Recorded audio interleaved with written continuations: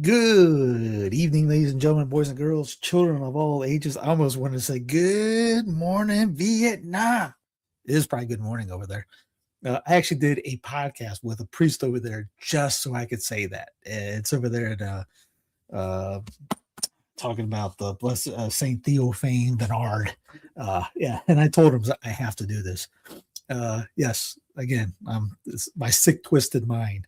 Anyways, good afternoon, good evening, good morning, wherever, wherever you are. Steve with Sensus Fidelium coming at you at 9:45, February 4th, 2026. Saint Andrew Avellino Day, Saint Jane of Valois, Saint Theophilus, who sold his soul to the devil, and thanks to the power of praying to Mary, he got his soul back. If you want to know that story, go check out Sensus Fidelium YouTube channel, which you're watching right now, probably, unless you're on Rumble or Instagram. Or I got this streaming on 7 different things. So yeah, if you're not on YouTube, you know where to go.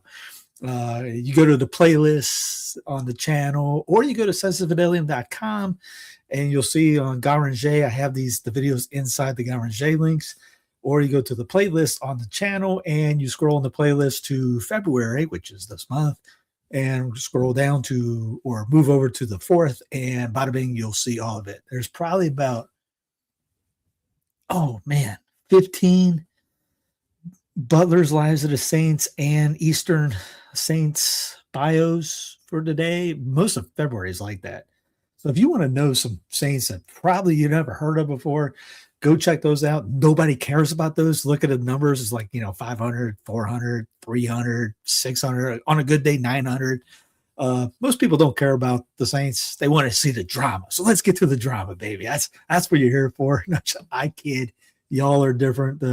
You're here on this channel. But I just make fun of all the other stuff, because everyone, you get the big name. You want the numbers, you go drama. You want no numbers, you put the saints up. But that's the way it is. Anyways, let's get right to it. Carrie Whittler, MAGA 2024. Democrats are going to destroy this country with reckless spending and debt. MAGA 2026. If you oppose reckless spending and debt, you're a Democrat. It is so fun. Dude, Mark, there's some cool unknown saints. There's one. In Butler's, it was I think it was an hour read. I have to look the guy up again. I forget it. I sent it to a priest. We had if you know about the priest sermons, that's how we got it going. Is I text him up, hey father, can you do some Saint of the Days? And I go tell him, so there's not a lot out there. So we coordinated back and forth to do Saint of the Days. And I would send him stuff like that. It was a Franciscan priest. I think it was Franciscan. Anyway, he would preach on the corner. And that was his main thing. He would do it for years and years. Anyway, it's like I said, it's an hour long write up on Butler's. Nobody has heard of this guy. It's a fantastic story. I sent it to him, and he was like, "Wow, I got to put that on the to-do list." And it was not like, it wasn't like just a random day. I can't remember who, there was a bigger name on that day. So he always gets trumped over. But I mean, there's some cool stories. And even like the modern Butlers, I used a lot of that because it's not in the old Butlers. And yeah, you have to be worried about the guys that take out the miraculous or say stuff like that. So I just took that stuff out and just read it like it was a regular one. And like there was these Jesuits? Was it Jesuits in South America? They all got thrown into the Atlantic, and one with an icon of Our Lady in it, and it's like 100 martyrs of this off the boat. And people just don't know about these things. It's fantastic. I'd rather everyone learn those than learn about what's going on, even with the society thing. All right, you guys know what's going on. Let the hierarchy hash that out. You guys worry about being holy. Don't leave cheerleaders, the biased guys, the unbiased guys, the guys that hate, the haters of the haters. Just focus on you and focus on becoming saints. The hierarchy will take care of that. They don't need our input. They're not going to care about our input. That's about clicks, or you want to become holy. Again, we're back. Let's go to things that probably are going to make you holy. But again, literally nobody talks about this in the Catholic world. Hence why I do this. Got an argument today with somebody, a big name in the Catholic world, talking heads wise. Didn't know a thing about the Trump accounts. Shoot, he was even for it, even though he blasts socialism all the time. I actually thought that the Trump accounts weren't socialist. I'm going, that's because you're a diehard MAGA. That's all. It's because you're biased. And but could tell me about everything on the Epstein report, but I had no clue about the Trump accounts, even though the Trump accounts were on TV for 48 hours straight on all kinds of news. Anyways, it was just one of those weird things going, this is why I do this. Because even the quote unquote big names don't want to talk about things like this. Kind of like how yesterday we talked about the Epstein thing, how the cheerleaders out there aren't posting about it at all. These guys tweet for a job. I mean, that's why they get monetized. You have to get 5 million impressions in 3 months on average to be monetized. Hence why I'm never monetized. These guys get that in like a tweet and they get paid well. And they took 2 days, 3 days off. There's a reason why they did that. They don't even want to be so, they want to bring this up because they'll get blasted if they do. Anyways, I got some more on that just because. Here's JD Vance, says that Trump is definitely ushering in an American first new world order. And somebody says here, America first with a pro-Israel spin, because there's your uber Catholic vice president putting his hands on the wall. I don't think he has 2 on there though. There's probably one with 2. You know, you got to put them up against the wall and spread them. That's the common. That's how you know you are. Anyways, New World Order. The First Lady on here. Listed as First Lady of MAGA tells you that she is fervently and passionately defends the killing of unborn babies in the womb. Melania, here it is. Where's it at? Stop screen, check screen, share screen. Speaking. That you are staunchly for a woman's right to choose. You are pro-choice. You write, it is imperative to guarantee that women have autonomy in deciding their preference in having children based on their own convictions, free from intervention or pressure from government. Had you spoken to President Trump about that before you wrote that in the book? Yes, he knew my position and my beliefs since the day we met. And I believe in individual freedom. I want to decide what I want to do with my body. I think I don't want government in my personal business. I think it's very important. And as I said in the book, and it's very well explained in the chapter, what does really my body, my choice? So it's kind of funny that she brings up the get the government out of government. I don't want the government involved in my body and all this. That's how we got there in the first place. 1, 2. How about they do that for everything? I don't want the government putting brain chips or chips in us. I don't want the government doing CBDC. I don't want the government doing, I know that's not our body, but still, I mean, there's, you got the things in your RFD chips in your hands. Kill switches. How about, cradle the grave with Social Security? And now the Trump accounts, which literally birthed, you're in the government dole. But that's okay. That's, the government getting involved is how you got Roe.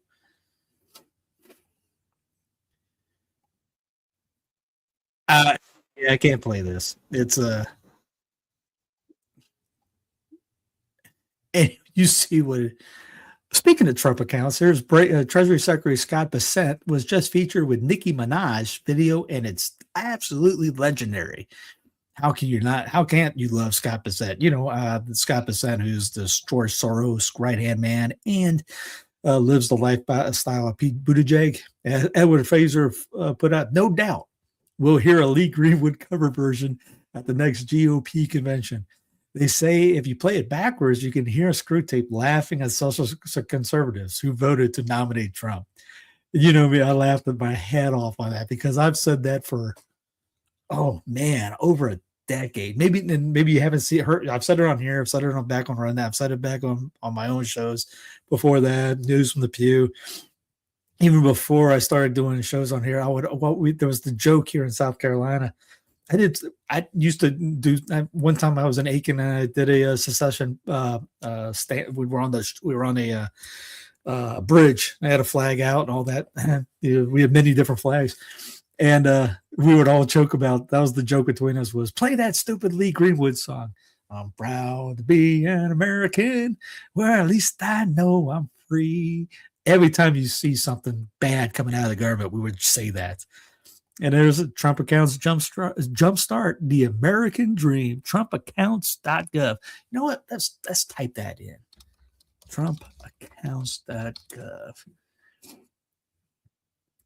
Jumpstart the American dream. We're building long-term financial security for millions and millions of children. I wish I could play the rock on that. And millions of children by creating tax-advantaged investment accounts for U.S. citizens under the age of 18, coming in 2026. Email me updates. Here it is. Congratulations. Your child has received $1,000 from the U.S. Treasury Department. Again, remember, there's Catholic guys that back this up because they are so in deep on the Trump train. They do not have the humility to say, you know what? We screwed up. We thought this guy was going to be a good thing. We pushed that he was, consecrated by Fatima. We pushed that whole thing, made that, we got a socialist Zionist in office. They can't say that because it's very hard to say I was wrong. I'd be, if I'm wrong, send me the info. I will make a video saying how wrong I was. I want to be wrong. I wish I was more wrong. Get $1,000 for every American child born between January 1st, 2025 and December 31st, 2028. The account is fully in your child's name and you're the sole custodian until they turn 18. No contributions necessary, but you can deposit up to $5,000 a year to maximize the growth. Launching July 5th, 2026. Enroll your child by making an election when you file your taxes. What? No. A financial institution will receive your funds and activate your account. Sit back and watch your money grow. Contribute anytime or not. Can I just get a printing press from the Fed delivered right here? So I can, if I can hit it, just hit print. Big things start with small steps. The power of time in the market. Proven winners, all American growth. Yeah, again, I'm going to have this cough till I die. It's growing their finances and their education. As they get older, they'll learn about investing and watch their money compound in real time. They'll gain more than just money. They'll gain financial literacy, and like in inflation, government-controlled money, CBDC. Where does money come from? Out of thin air. Things like that. I was 1,000% wrong when I realized. When he posted the Trump Gaza video. Andrea, good on you. That should have opened up. That should have opened up the eyes of Ray Charles. I would have just saw that going, whoa, what is this? And you know what? I've actually showed that to people, and they're totally fine. The same guys that I'm talking about, the Catholic leaders, I had an argument with one of them that said, man, it's not really genocide going out there. You throw your hands up. Like, what are we doing? What are we doing? What are we doing? What is it then? At 18, the Trump account is all there. Speaking of which, have you seen anybody besides this channel talking about stuff like this? Nope. That's why I'm doing this. Your child's account grows with them. There's at age 18, contributing $0 a year, $6,000. Contributing $250 a year, $19,000. Contributing $5,000 a year, $271 large, which, if we do the math for inflation, carry the two, will be approximately worth $10 our money this year. You really think you're getting $271,000 10 years ago bought you a 7,000 square foot house. $271,000 right now gets you a 1,500 square foot house. Benedictus, you got to turn on that notification. I don't know what's up. This time I actually put it on late and I started on time. I did everything right. First time ever. At age 27, look at that. Almost $1 million, contributing $5,000 a year at age 27. If you're still living at your mom and dad's by the time you're 30, $15,000 for 0 years, 51. You know, you could also just join like the Catholic Foresters or the Knights of Columbus, and you get the same thing out of it. You don't have to sell your soul to Satan to do it. Age 55, if you contribute $5 million $5,000 a year, $13 million. So in the year 2081, 55. I'm sorry. I don't know why I thought even higher. That was right. 2081. Yeah, that's right. $13 million. $13 million might get you a Corolla by that time. 887 if you just contribute 250. That's poverty. That would be poverty. You will have to have $1 million to live, and you'll still be considered poverty. You'll be $1 million a year and be on Medicare or Medicaid. 243,000 for 0. Who's not keeping the money at by the age 55? You've cashed that in. Let's look at who's the sponsors: Dell, MasterCard, Charles Schwab, Chime, SoFi, BlackRock, Charter Communications, BNY, Uber, Visa. Sponsored by BlackRock. Did anybody see the interview on Father Paul Kramer on LifeSite? Nope. Sorry. Anybody else in the chat? Maybe. I don't know. Because right now I have an update on that for housing. You have to have $100,000. That's the median right now to be able to buy a house. I forgot the people on Instagram. I forgot to click the turn on. My bad. You might be running late. You have to have $100,000 right now for median income to buy a home, to get a mortgage in these United States right now. Higher and lower in different areas. I think it's 200,000 someplace in California, 60,000, and if you're along the border in South Texas, and then everywhere in between. Trump accounts, yes. Socialism, but it's okay when we do it. That should be the motto. The same global elite that push wind and solar for you won't use them for their own AI data centers due to inefficiency and unreliability. Isn't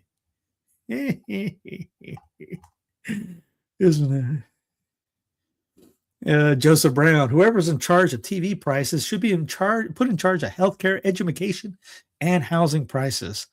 Price changes January 2000 to December 2025. More expensive hospital services up 281%. College tuition and fees 196%. You know why? Government involvement. College textbooks 176%. You know how I did it when I was in college? You know what textbooks? I didn't buy a textbook. What I did? I would go into the bookstore. Like if it was a homework assignment for like trigonometry or statistics, I would find out what the problems were, do the homework in the bookstore, put the book back. Now I don't know what they do now. Childcare and nursery school up 158%. Good night. There was a thing on local news here that you have to. They were talking about you having to make $200,000 a year if you wanted to do childcare for 2 kids.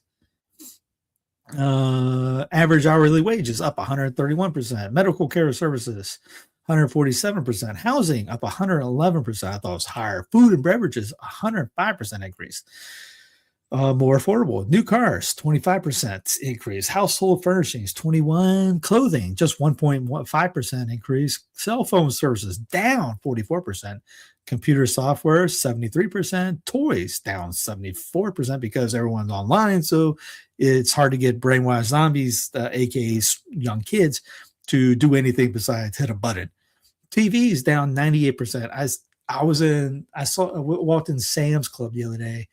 They have I remember my dad buying a Vizio TV that was 27 inches And at that time, that was back in the day. I remember the receipt. It was like $1,300. They have 100-inch TVs for that price now.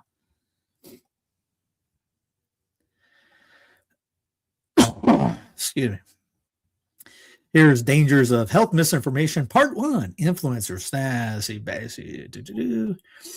I'm sure I don't need to tell you that misinformation and disinformation, you ain't heard that in 5 years, have you, are rife on the internet. And worryingly, health and nutrition content are at the crest of this fake news tsunami.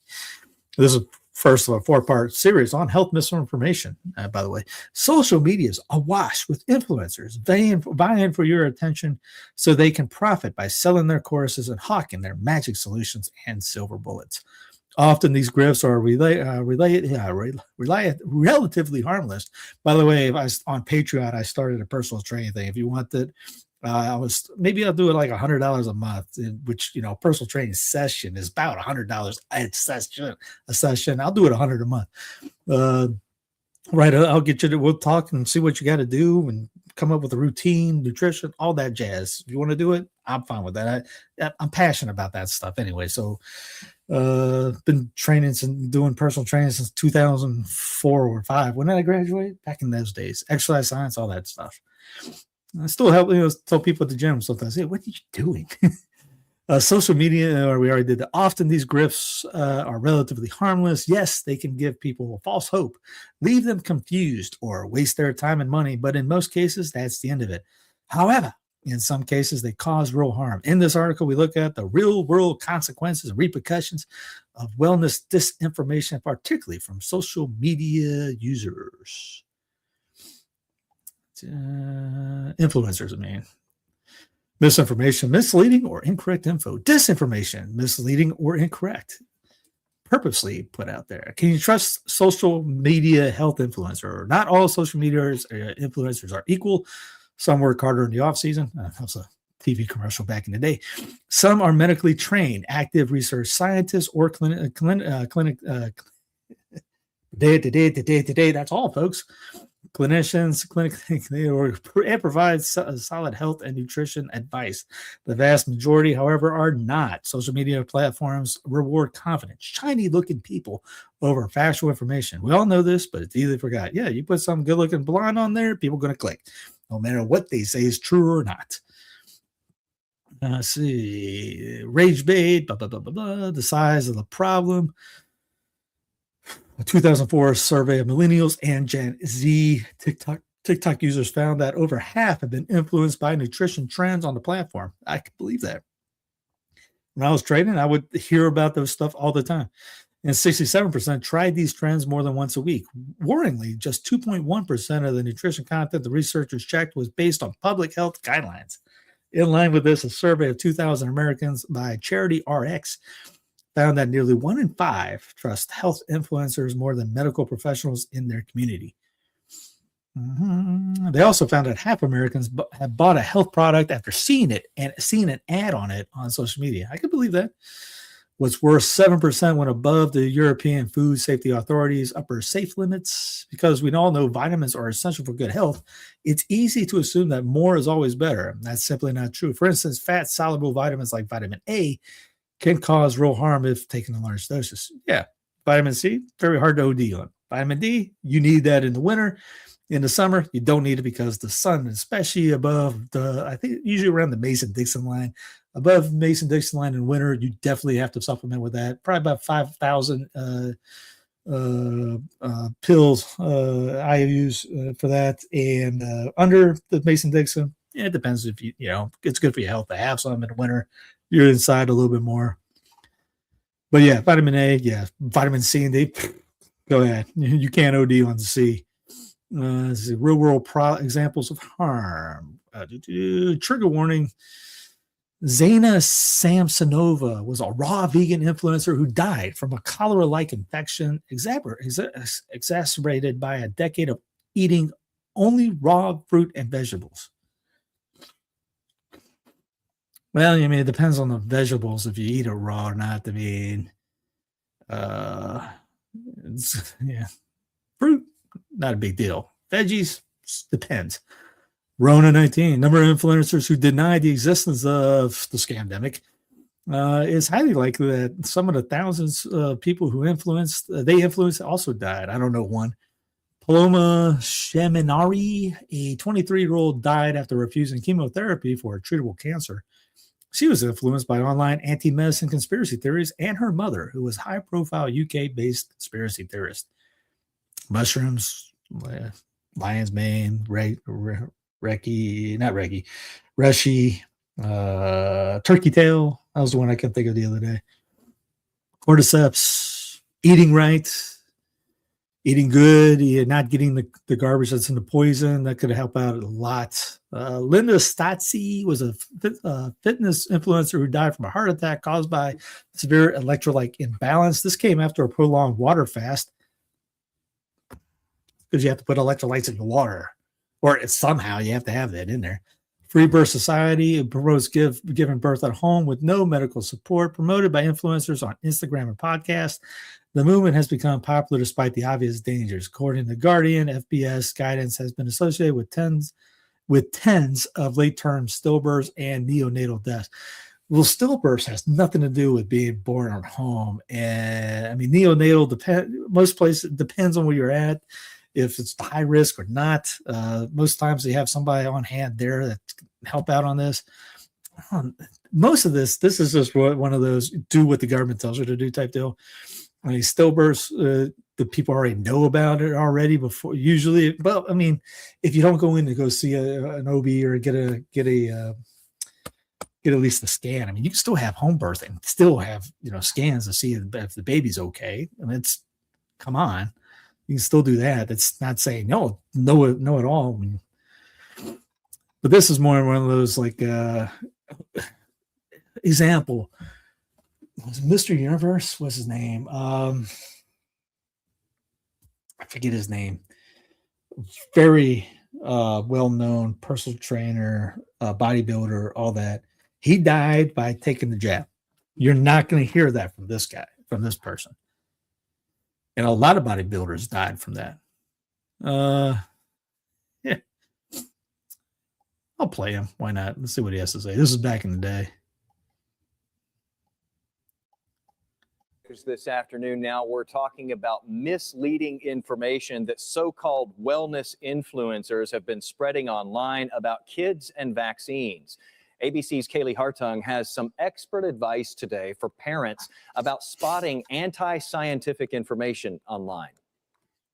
Heather Simpson says she was traumatized after watching an anti-vaccine documentary. I was convinced that if I vaccinated my child, she would die like that night. And that kind of led me into the entire wellness community as a whole.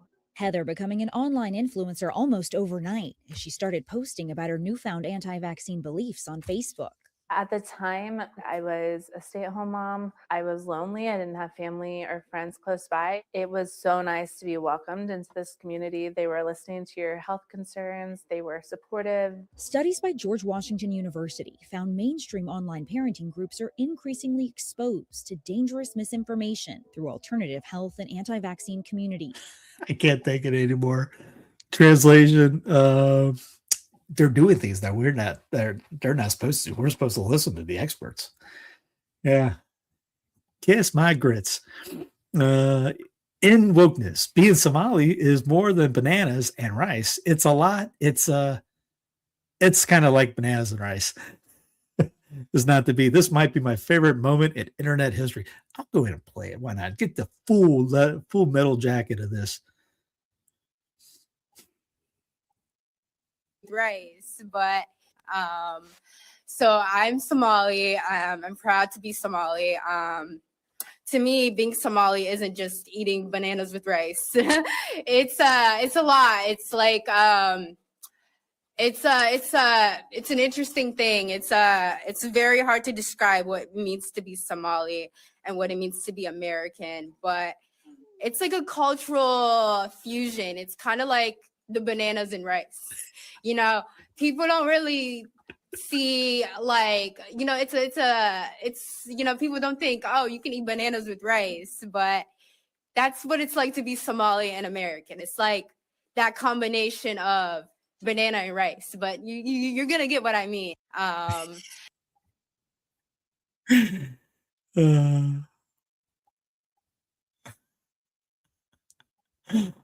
had to share that with you because I enjoyed that as much as I'm probably sure all of you probably did, and found humor in that. What was the? I have to let go of the what has been. What was the saying from Cackles? Kamala Harris saying, "Let go." Was what was the name of that?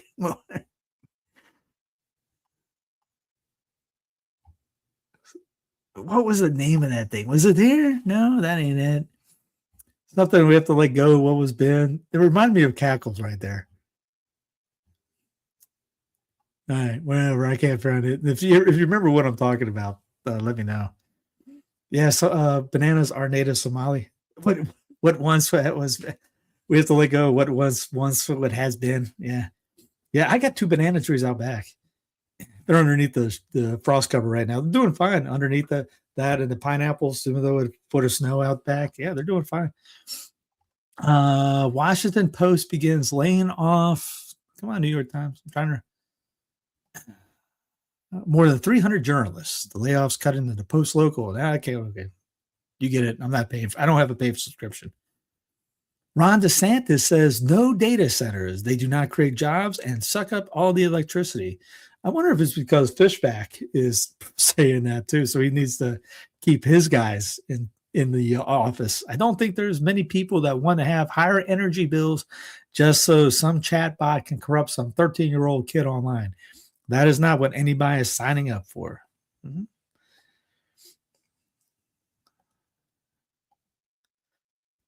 The Solar Report with Catherine Austin Fitz, retweeting Thomas Massie about my amendment to stop the creation of central bank digital currency, CBDCs, that will be used for finance surveillance and control of your wallet, as in you and me. Catherine Austin Fitz, Speaker Johansson and once and future King President Trump, you need to keep your promises. They're not. Pass this and sign into law. Then do the same for programmable money relative to stablecoins, which is worse, asset tokens, and private crypto. Anything less means you are intentionally engineering a coup d'etat for the central bankers and MAGA rich, which they are. Unburdened from what has been. That's it. I have been unburdened from what has been. Yes, that's it.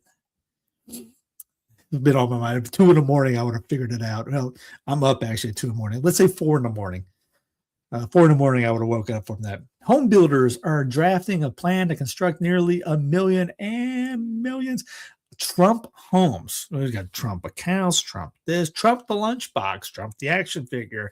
The kids love it. This is almost like Spaceballs in a sense. We got Trump everything.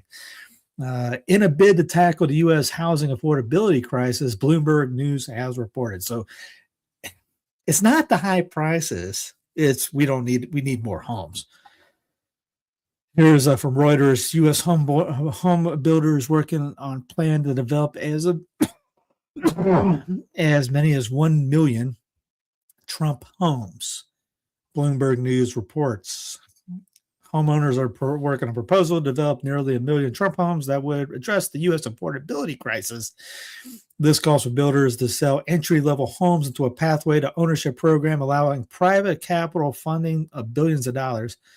Citing sources familiar with the proposal, shares of U.S. home builders, including Lennar, D.R. Horton, all these guys that suck, Poultry Group, Toll Brothers, Taylor Morrison Home, and KB Home were up between 5 to 7% during early trading hours. Lennar declined to comment, while the other home builders in the White House did not immediately respond to Reuters' request for comment. The proposal comes at a time when U.S. consumer continues to face affordability challenges in an inflationary macro environment, dampening home sales across the country. At 1 million homes estimate, the program will likely deliver more than $250 billion worth of housing. However, the White House official told Bloomberg News that the administration is not actively considering the plan. Such a program would be complicated to implement, and it's possible it wouldn't gain enough support to move forward. Last month, Once and Future King President DJT signed a unconstitutional executive order to restrict large institutional investors from competing with individual home buyers, in effect to make housing more affordable. So they can't do it, but the government can. And if you want to know anything about housing, go to Reventure Consulting. They are fantastic. This is from today. What he's doing today, he's talking about the Atlanta Fed just reported that wage growth in the U.S. dropped to its lowest level in nearly 5 years, at only 3.7% in December 2025. This is now below the long run average and follows other wage tracks like Indeed, Paychecks, and the BLS, which all also report slowing wage growth. This is, of course, a huge headwind for the U.S. housing market in 2026, as lower wage growth and reduced wages will compromise people's ability to afford a house, especially with affordability already in multi-decade lows. Here in Nashville, he's in Nashville right there, houses are going for $700,000 to $2 million in a neighborhood that he's walking around in, according to Zillow listings. How can anyone afford that? A typical home buyer in Nashville now needs to earn over $116,000 per year to afford a house. In Vegas, it's $110,000. In Orlando, $120,000. And in California, good luck buying it if you make less than $200,000. But yeah, buy some more homes. Build some more homes. Yes, you've been ignoring. Oh, you guys are talking off topic. You can pretty much ignore me. Andrew booted out of Royal Lodge in dead of night to begin exile after king concerned by flood of Epstein claims.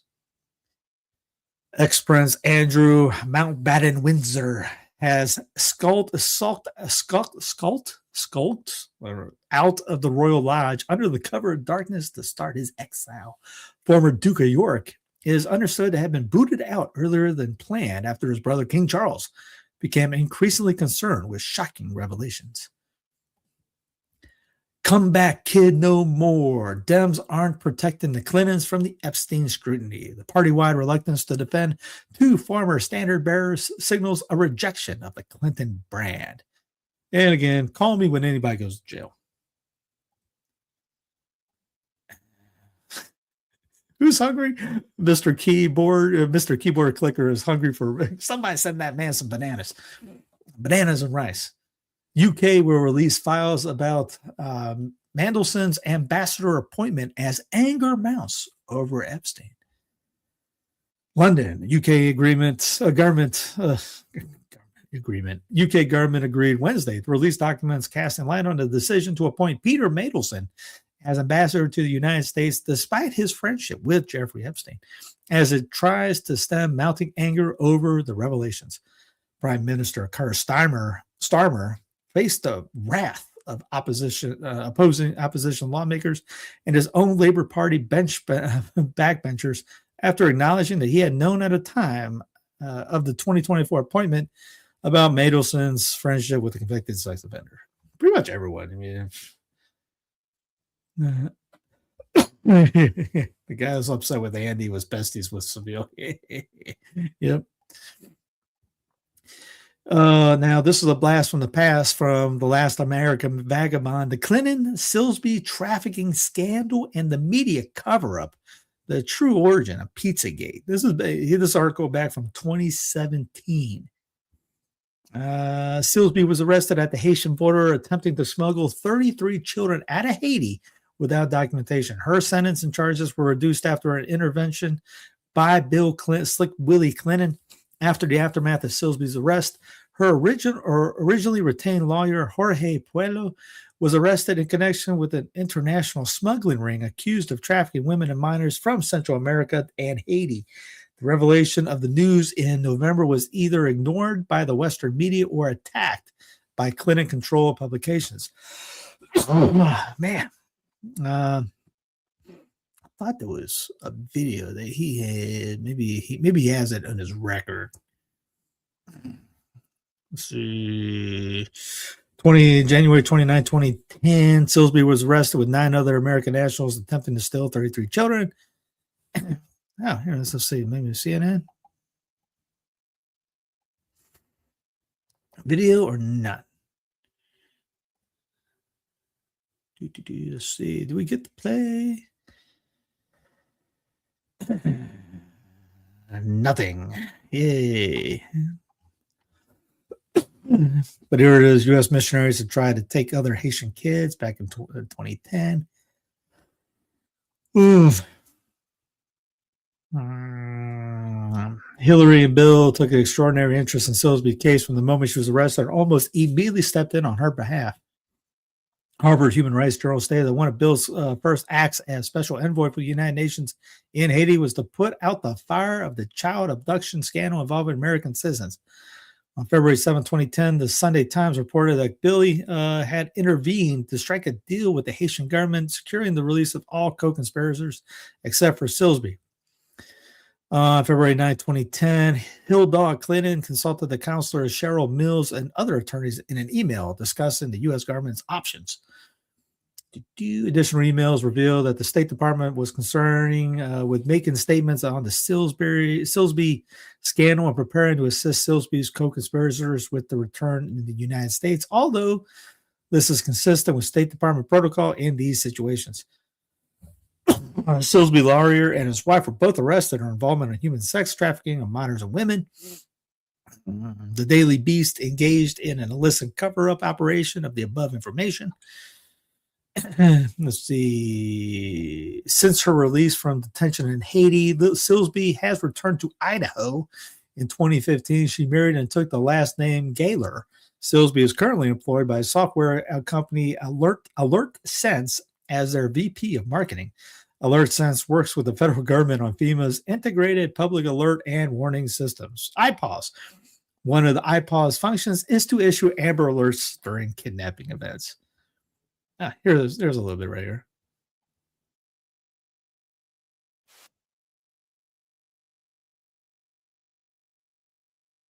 Department memos, the agency might have called off or intervened in investigation into possibly illegal and inappropriate behavior within its ranks, allegedly to protect jobs and avoid scandals. This concerns the time that Hillary Clinton was Secretary of State. We want to get right to NBC's chief White House correspondent, Chuck Todd, with the latest. Chuck, good morning to you.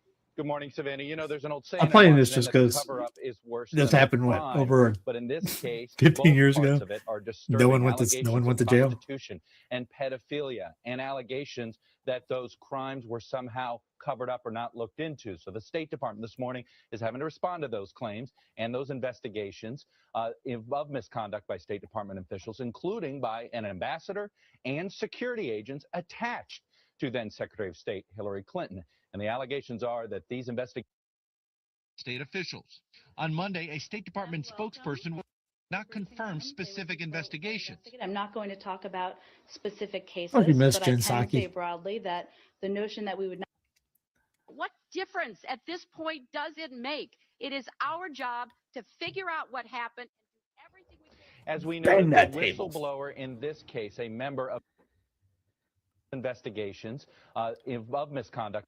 Anyway, you guys want to watch that? This is all in the show notes, so go check that out. But I just want to play that, just blast from the past. Anybody says people are going to go to prison, just remember that. Understanding evil from globalism to Pizzagate. This is from Tyler Durden, the guy who runs Zero Hedge. I have spent a better part of my last 10 years working diligently to investigate and relate information on economics and geopolitical discourse for the liberty movement. However, long before I delved into these subjects, my primary interests of study were the human mind and the human soul.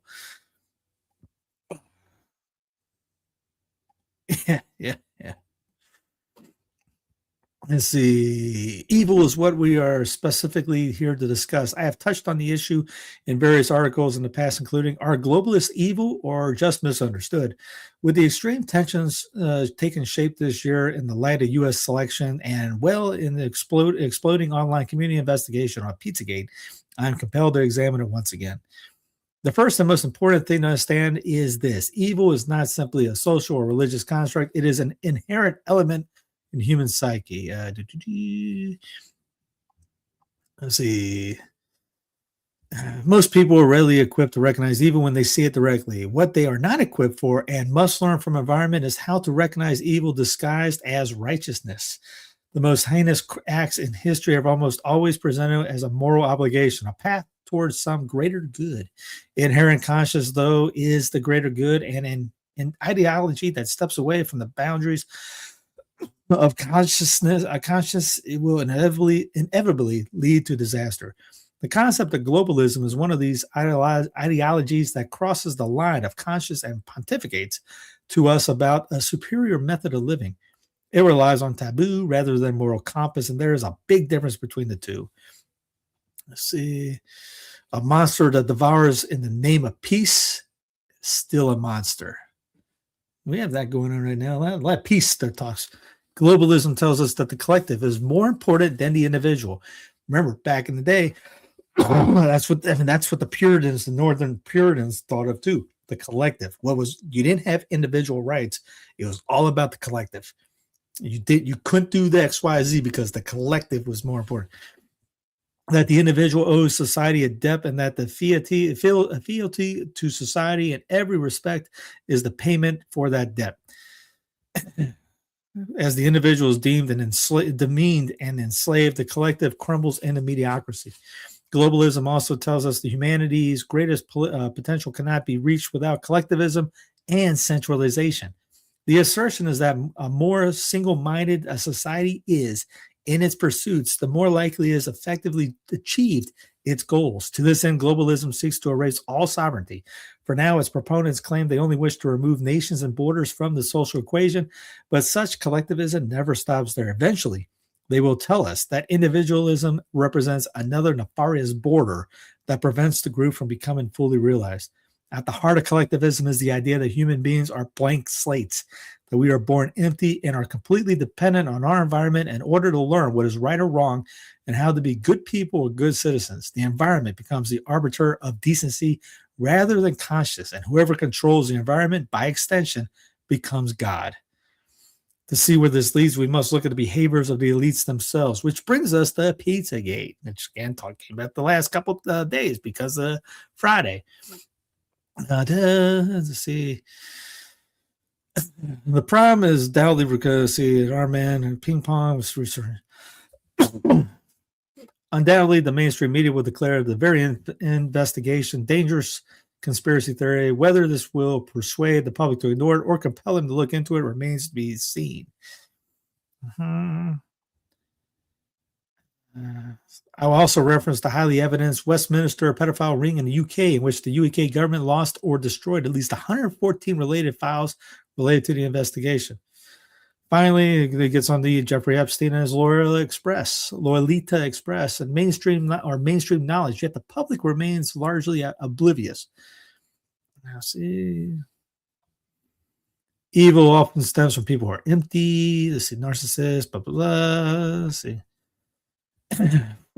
For organized evil to be defeated, there must be organized good. I believe the military.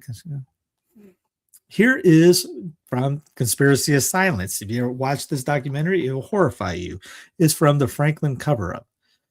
This is from Anthony Tyler, 2015. Most Americans in this postmodern era are well aware that something is wrong, but they can't say certain, connecting the dots, blah, blah, blah. Let's see. Excuse me, man. There's something in here, maybe. Anyway, check this one out. Here's the full timeline of the events can be seen at franklincase.org, but the highlighted summary is as follows. Lawrence King and his position at Franklin Financial Credit Union allowed him to facilitate the largest child prostitution network in Nebraska that involved large sex parties and prominent politicians and other unidentified adults, many of which were local, many of which were not. Illegal drugs and underage boys and girls, some of which were their own violating of drugs, and others whom they've been abducted. At the time, Lawrence King had forged personal connections with people like Ronald Reagan, the Bushes, Oliver North, and Craig Spence, who was a D.C. lobbyist at the time of the scandal reported by the Washington Post to be on alleged CIA blackmail operation involving child prostitution, pornographic connections to both George Bush, Reagan, and others. King's parties also reportedly involved ritual Satanism at times, masochism, and sadism, physical and mentally variety. Again, nobody got arrested for this. Here's the documentary right here. Again, all this is in the show notes. If you want to check it out, check it out. But again, it's not like anything this is new. They do it all. They've done it for years, and nothing has ever happened to them. Here's Ben Swan. I've investigated Epstein for 12 years. This is the first time I've ever heard he was a Kremlin asset. There was no evidence linking Epstein to Putin or Russia. Ben Swan on claims about Epstein, exclusive for RT. Goes into the idea that some of this stuff could be true, and some of it you just got to take with a grain of sand. Here's Trump. I have nothing to do with Jeffrey Epstein. Frankly, the DOJ, I think, should just say we have other things to do, which is convenient because you're getting massacred in the polls now because of it. But I thought it was a hoax. Here's Ungar Sangon on the Epstein files. Most Americans do not care about this. This has been an obsession of elites on the right and now elites on the left. Dave DeCamp, I have many friends who have been interested in the Epstein stuff for years, and I can tell you they're not elites. No offense, friends. Yeah, same here. I know quite a few that are. If we're elite, I hate to see the poor people. Brad Miller, the Epstein files aren't coming out despite the deep state's quote unquote best efforts to keep them hidden, but rather because the deep state is intentionally releasing them. It's always been an op. The files aren't a threat to the power structure. The files aren't a threat to the power structure. Those at risk due to the files are puppets and assets that can be or need to be replaced. I think the Epstein files represent a threat to the deep state is to think that the Epstein files represent a threat to the deep state is to misunderstand the status of the deep state and the deep global empire of which the U.S. deep state is merely a colony. This doesn't mean the files aren't important, but things that appear on the surface to be victories against the deep state are often deliberate operational maneuvers by the deep state. And he goes, I made a video about this a month ago. This is approximately 33 minutes. He's talking about the Epstein lightning rod. I'll check it out. I'll give it a hear. Good. Former military, I think. Here's Brad Milligan. Me during the entire Epstein op, yawned. Why? Because it's an op. It was always an op. It continues to be an op. It's so much of an op that the idea that it's an op is also an op because it's multi-layered. That's not to say the Epstein crimes didn't occur. They certainly do and are far worse than we've been allowed to know. But the exposure story was deliberate, controlled, and limited. That continues to be the case. My thoughts for years, Ben Epstein isn't dead and he didn't kill himself, meme was so prevalent and persuasive that it was obvious to anyone who had eyes to see that they wanted you to think that not only that he was dead, but also that he had been killed to keep him from revealing what he knew. And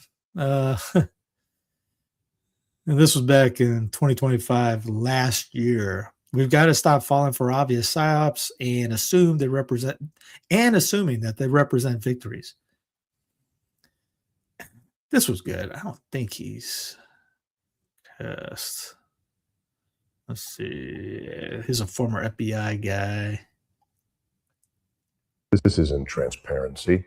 It's a cover-up, and here's how it works. They show you flight logs, emails, PG-rated photos, fragments of conversations that have been stripped of the meat.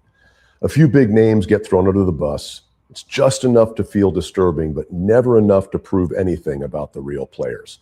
That's what you'll see in this massive document dump. What you won't see is context. You won't see corroboration, and you definitely won't see accountability, because that's not the point. This is a weaponized DOJ strategy of controlled confusion, and it's working perfectly. You see, they don't protect powerful people by erasing evidence. They protect them by releasing it slowly, by delaying key documents, by over-redacting names, and by letting the public fight over the scraps if we're not too distracted by the latest military invasion of a third world country or a major US city. Chaos becomes their cover. The goal isn't to reveal the truth, it's to survive it. So read the files, but don't confuse access with justice. because sometimes the most effective cover-up is letting you see just enough.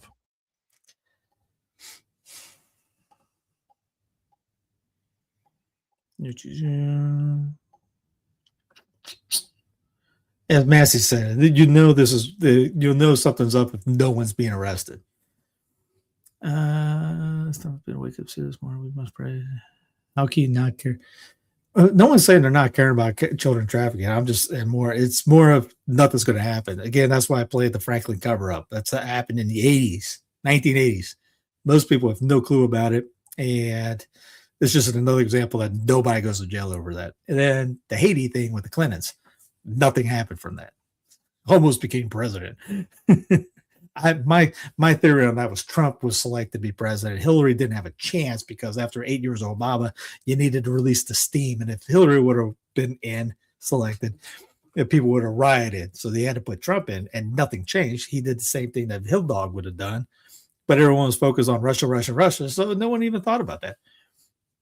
Steve Bannon calls for immigration agents at polling sites during midterms. Gotta love him. And remember when the Black Panthers did that? Everybody lost their mind during the Obama days.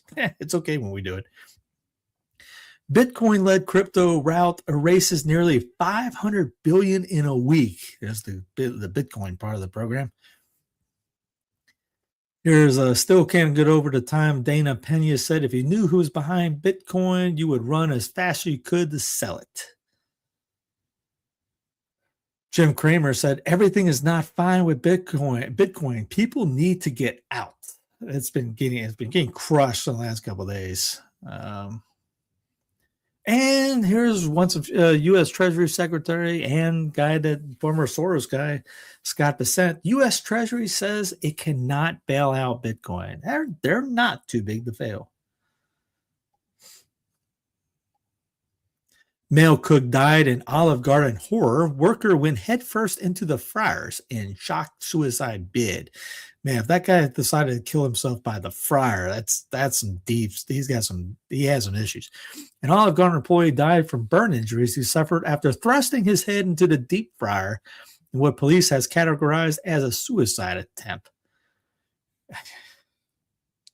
If you worked in any kind of industry with food, that's the deep fat fryer is hot. It's oil, boiling oil. To voluntarily put your we would reach in to grab stuff out sometimes, or just move things around. You get blasted by a little pop of the oil. That hurts like Hades. And now to put your head into that, no, you would have popped that thing up before you got 3 inches because you get hit with the oil and you'd pop up. You got pushed in that thing. How Stephen Miller stokes Trump's boundary pushing impulses.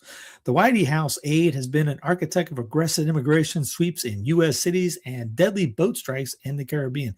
This guy is a piece of work, and I'm not being fun about that. Let's see.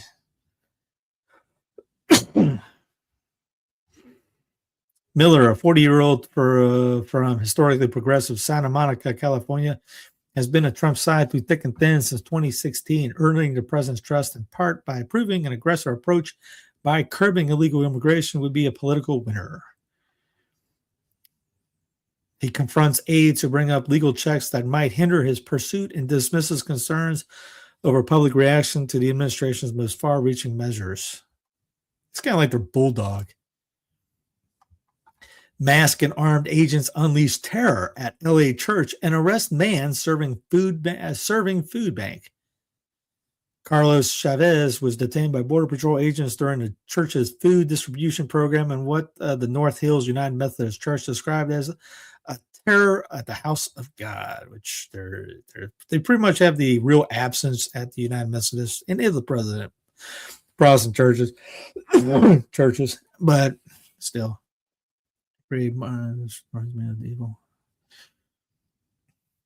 Here's Mike Johansson tries to explain the Bible to the Pope in latest clash between Catholic leader and MAGA. Leo XIV has repeatedly spoken out against the Trump administration's brutal immigration crackdown, which has seen families divided and protesters shot dead. So Mike Johnson decided to say something back. Sovereign borders are biblical and good and right, and they're just. It's not because we hate the people on the outside, it's because we love the people on the inside. We should love our neighbors ourselves as individuals, but as a civil authority, the government has to maintain the law. He continued, and that's biblical, and it's right, and it's just. The Speaker House, I wonder if they would say that if, say, like South Carolina wants to leave the union. No, you're not going to be able to do that. Trump administration to withdraw 700 federal officers from Minnesota, says Tom Holman. Trump administration will draw down 700 law enforcement officers from Minnesota on Wednesday. Border czar. It's always fun to have the border czars. Or czar in general. Remember those during Obama's when you heard about the czars all the time? After the approximate 25% withdrawal, around 2,000 federal agents will remain in the state. Honan announced the pullback was touting unprecedented cooperation between the federal government and state and local entities. So they're getting some help from the local guys. ICE's new surveillance state isn't tracking only immigrants. Wow, this is the New York Times saying that? Hot dog. Too bad I can't read it. Federal agency probes Nike over alleged discrimination against white employees. U.S. Equal Employment Opportunity Commission is probing Nike in response to unspecified allegations that the company discriminates against white employees, the agency said on Wednesday. I couldn't tell you. I don't know who wears a white Nike anymore. This I can't wait to see him late, but I don't believe it. Just give him no time. And Mark says there are very few deported. And that's the point. That's also a psyop. Remember here in Charlotte, apparently we had a ton of numbers. Only, 300 got arrested? I don't even know how many got deported. Might even be lower. They're not deporting anything. This is just an op to get you to want to embrace the technocratic prison that, as this guy just says, ICE's new surveillance state isn't tracking only immigrants. They're bringing that in under the guise of immigration. Here's Dave DeCamp. Israeli shelling over the past 2 hours have killed at least 6 civilians, including a 4-month-old baby and child, after artillery strikes hit tents sheltering displaced people in Al Tafa. And Dave says, I'm sure the Board of Peace will get on this. Speaking of that, let's go. Generals singing in their masses, just like witches at black masses. Iran says talks with U.S. will be held on Friday. U.S. says it shot down an Iranian drone in the Arabian Sea. Netanyahu tells Witkoff Iran cannot be trusted. Hello, pot. But that's rich. Everything they say, everything Betty says is a lie. Tells Iran can't be trusted. Israel kills 21. I'm not laughing about Israel kills 21. I'm still laughing about the Netanyahu tells Witkoff Iran can't be trusted. Talk about a little pot. Israel kills 21 across Gaza, including 7 children. They've killed 529 since the ceasefire. U.S. deploys a small team of troops into Nigeria. U.S. launches its 27th airstrike in Somalia this year. They will break last year's record. Watch it.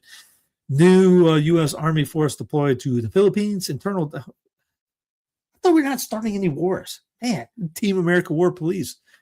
U.S. okays $12 billion in arms sales for Saudi Arabia. Israel drops grenade near UN peacekeepers in southern Lebanon. Whoops. Russia says U.S. silent on new START treaty. That was up there yesterday. U.S.-Iran nuclear talks back on after Arab leaders lobby the White House.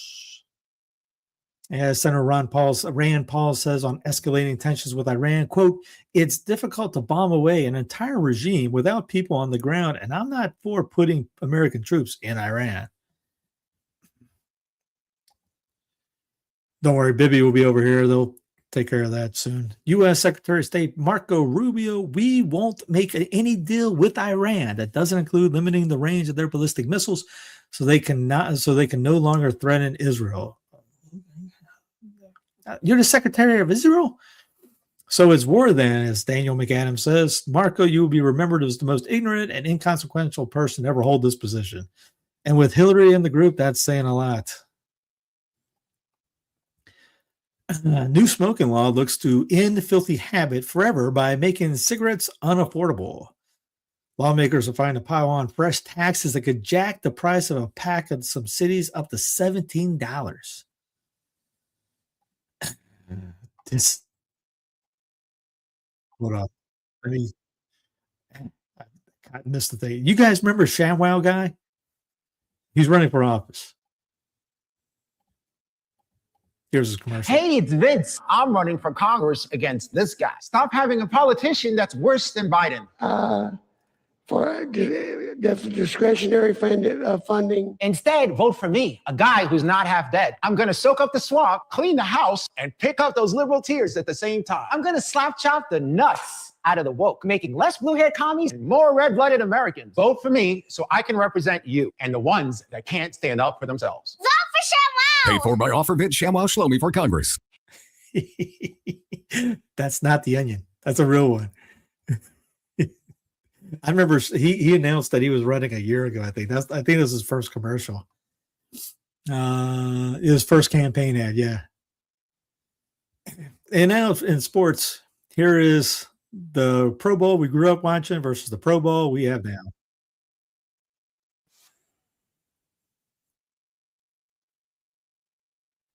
They punt and got destroyed. And here's what goes on now.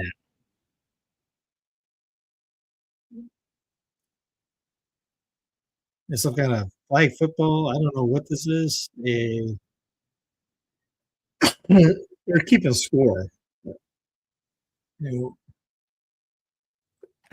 I'm a sports guy going like, what in the world is that? And this day in history. Let's see what happened on this day in history. Let's see, 1938, Walt Disney's Snow White and the Seven Dwarfs is shown in theaters across the U.S. 2020, politician Daniel Arap Moi died at 95. Kenya's president for almost 25 years. 2012, Florence Green, the last surviving veteran of World War I, died at 110. 2004, website Facebook was founded and launched by Harvard students Mark Zuckerberg, Edward, these guys. 2003, Yugoslavia officially changed its name to Serbia, and Montenegro later declared its independence, splitting the territory into two separate countries. Good on more of that. Need more separation, more divorce, more independence in countries. I'm not talking about families. 1974, Patty Hearst, heiress to William Randolph Hearst newspaper empire, was kidnapped by members of Assembly's Liberation Army. Hearst was allegedly brainwashed. In 1948, Ceylon, now Sri Lanka, gained independence from Great Britain. Hey, another Independence Day movement, which had controlled the island sometimes jointly with the European powers since 1796. Make these states independent again.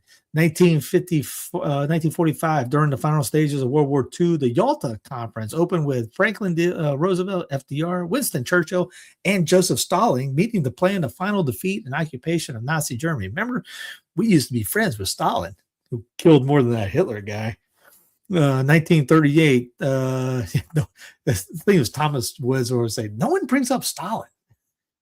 1938, Thornton's Windler's Our Town, a classic portrayal of small town USA, made its Broadway debut. 1938, the U.S. hosted its first Winter Olympic Games in Lake Placid, New York. Only 17 countries attended the games.